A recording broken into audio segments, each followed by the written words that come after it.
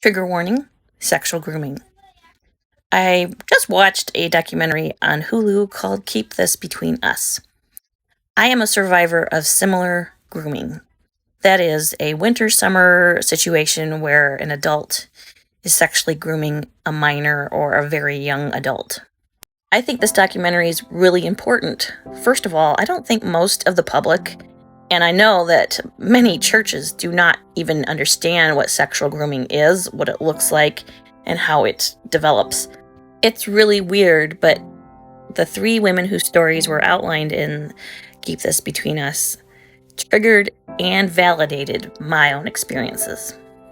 This YouTube series gives some idea of what grooming looks like, but I think Keep This Between Us really goes into the confusion and entrapment that victims of adult child grooming feel.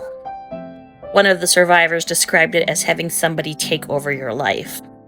And that's exactly what it is. You're doing things you don't want to do, saying things you don't want to say, and it's like you've been taken over. And to top it all off, everybody blames you for your own victimization.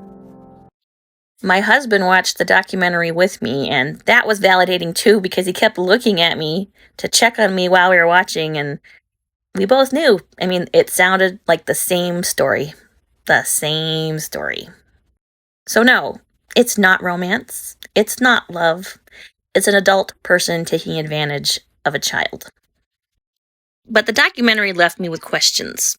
One of the main ones is that the filmmaker, who went into her own story, shared that her abuser persuaded her to leave her state, where she lived, and go to school out of state at the University of Utah. And I'm like, red flag?